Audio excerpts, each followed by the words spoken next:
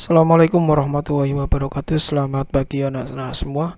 Hari ini saya akan melanjutkan materi sebelumnya terkait jumlah, selisih sinus dan kosinus. Pada video ini kita akan fokus pada penyelesaian soal-soal yang berkaitan dengan jumlah dan selisih sinus dan kosinus. Kompetensi dasar yang diharapkan anak-anak kuasai yang pertama, mampu menentukan jumlah penjumlahan maupun pengurangan ya, sinus dan kosinus. Kemudian mampu menyusun strategi untuk menyelesaikan soal yang berkaitan dengan penjumlahan dan pengurangan sinus dan kosinus. Ini sedikit motivasi buat anak-anak lihat sebentar. Bisa setelkan. Kita harus belajar dari kurma. Mengapa? Di Timur Tengah, kurma ditanam dalam pasir dan ditutupi dengan batu. Mengapa harus ditutup dengan batu? Batu akan menahan kurma tumbuh ke atas. Karena pertumbuhan ke atas mengalami hambatan, akibatnya pertumbuhan akar ke dalam tanah menjadi lebih maksimal. Setelah akar tertanam kuat, barulah kurma tumbuh ke atas. Alhasil, pohon kurma dapat tetap tumbuh dengan cuaca apapun. Apa hikmah dari semua ini?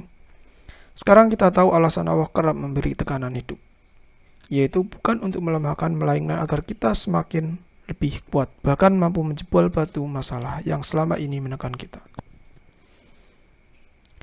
Milikilah cara pandang yang positif. Tekanan hidup tidak akan bisa melemahkan. Justru tekanan hidup menjadikan kita menjadi pemenang dalam kehidupan.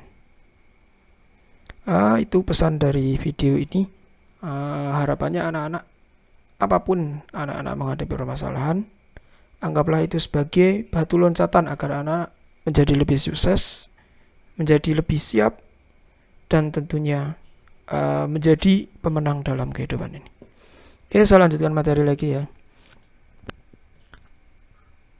Prasyarat yang harus anak-anak kuasai, materinya anak-anak harus ingat rumus sin dan cos jumlah. S ditambah S itu rumusnya adalah 2SC. 2 sin tambahnya bagi 2, cos selisihnya bagi 2. Ya, satunya tambah, satunya kurang. Kalau S dikurangi S, itu rumusnya adalah 2CS. C ditambah C, rumusnya adalah 2CC. C kurangi C, rumusnya adalah negatif 2SS. Anak-anak bisa mengingat pakai ini. Oke, saya lanjut lagi. Untuk soal yang pertama, jika ada cos 35 kurangi 75 sama dengan titik-titik. Oke, langkah pertama bagaimana? Kita tuliskan soalnya terlebih dahulu. Anak-anak ingat rumus kembali. C dikurangi C, rumusnya adalah 2 negatif 2SS. Satunya tambah bagi 2, satunya kurang bagi 2. Ini ditambah, hasilnya adalah 120 bagi 2 adalah 60. 110 ya, bagi 2 adalah 55. Ini selisihnya adalah negatif 40. Dibagi 2 adalah negatif 20. Anak-anak ingat kembali, sin negatif 20 akan menjadi negatif sin 20. Sedangkan kalau cos negatif akan menjadi positif. Nah, saya tulis seperti ini, negatif kali negatif jadinya positif. Sehingga hasil akhirnya adalah 2 sin 55 sin 20 derajat. Jadi anak-anak, ini cara mengubah pengurangan atau penjumlahan sinus dan kosinus agar menjadi sebuah perkalian. Oke, saya lanjutkan lagi. Soal nomor 2. Nilai dari sin 75 dikurangi 165 adalah. Oke, langkah pertama kita tulis terlebih dahulu soalnya. Anak-anak perlu ingat kembali, S dikurangi S rumusnya adalah 2CS. Satunya tambah, satunya kurang. Ini jika ditambah adalah 240 bagi 2 adalah 120. Ini jika dikurang adalah negatif 90 bagi 2 adalah negatif 45.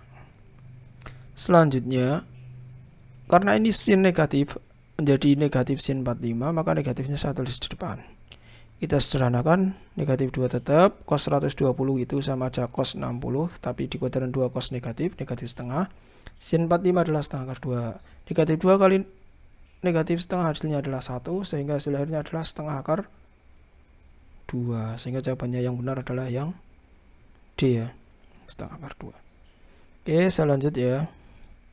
Selanjutnya untuk soal nomor 3. Nilai dari sin 63 plus sin ini ditambah cos ditambah cos. Oke, langkah pertama kita tulis terlebih dahulu soalnya. Selanjutnya kita sederhanakan. S ditambah S itu rumusnya adalah 2 sin cos. Cos ditambah cos rumusnya adalah 2 cc.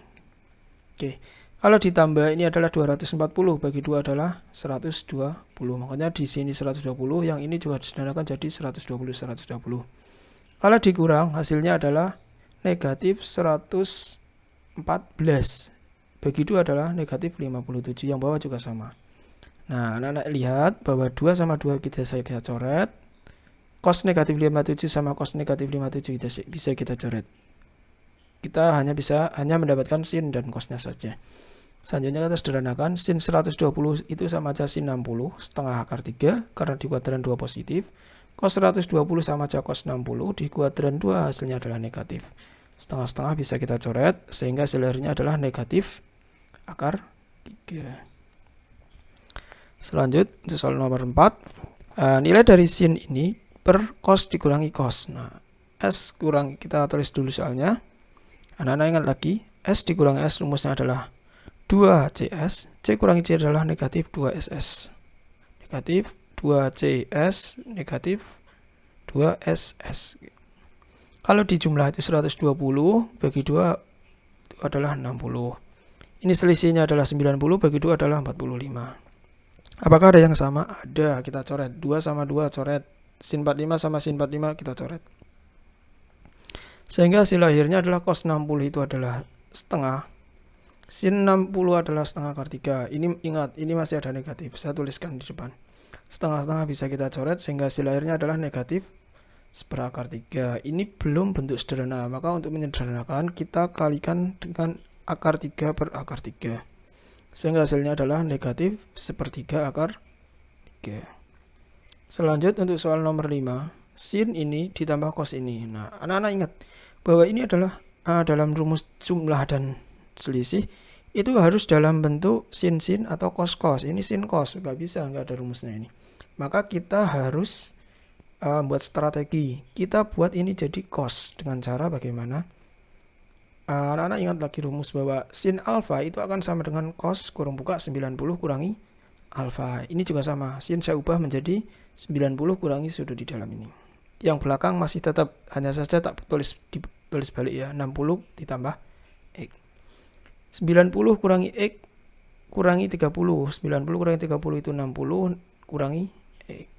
Nah, seperti ini. Nah, ini baru bisa kita sederhanakan. C ditambah C rumusnya adalah 2CC. Oke, kita masukkan 2CC. Satunya tambah bagi 2, satunya selisih bagi 2. Ini bisa kita coret, negatif X tambah X itu habis. Yang ini 60 kurang 60 habis. Oke. Selanjutnya 60 tambah 60 120. Negatif X dikurangi X. Berarti negatifnya tambah banyak ya. Negatif 2X. Kita sederhanakan menjadi 2 cos 60 cos negatif X. 2 tetap, cos 60 adalah setengah. Nah, cos kalau negatif hasilnya akan positif. Karena kalau cos mundur di kuadran 4 kan cosnya masih positif. Sehingga negatifnya hilang, tinggal cos. Setengah-setengah bisa kita coret, hasilnya adalah cos X. Jawaban yang tepat adalah yang B. Soal lanjut lagi untuk soal nomor 6. Buktikan kebenaran identitas berikut. Nah, kita disuruh membuktikan di mana ruas kiri akan menghasilkan ruas kanan atau ruas kanan sama dengan ruas kiri. Kita buktikan dari ruas kiri akan menghasilkan ruas kanannya. Kita terlebih dahulu tulis soalnya terlebih dahulu. Nah, anak-anak ingat lagi, sin tambah cos tambah cos. Nah, S tambah S itu rumusnya adalah 2SC. 2SC. C ditambah C rumusnya adalah 2CC. Nah, satunya tambah, satunya kurang. Ini kalau ditambah adalah 6A, bagi 2 adalah 3A. Ini selisihnya itu 2A, bagi 2 adalah A. Nah, ada yang sama, kita coret. Cos kita coret. Tinggal sin 3A per cos 3A. Anak-anak ingat rumus identitas, sin per cos itu akan bisa disederhanakan menjadi tan 3A. Terbukti sesuai dengan ruas di sebelah kanan. Nah, seperti itu anak-anak. Jadi, dalam menyelesaikan ada beberapa strategi. Anak-anak harus kondisional ya sama soalnya. Karena nanti materi sin tambah diubah menjadi kali akan berguna ketika anak-anak menyelesaikan soal limit dan juga beberapa soal integral, ya, integral trigonometri. Jadi anak-anak harus benar-benar ingat rumus ini sebelum nanti di kelas 12, kelas 11 dan kelas 12 bertemu dengan limit trigonometri dan integral trigonometri. Itu ya. Oke, terima kasih dari Bapak. Ini ada beberapa soal, nanti anak-anak silahkan kerjakan caranya dan langkahnya seperti yang saya contohkan. Insya Allah anak-anak paham. Oke, selamat mengerjakan. Semoga anak-anak sukses dan selalu semangat belajar.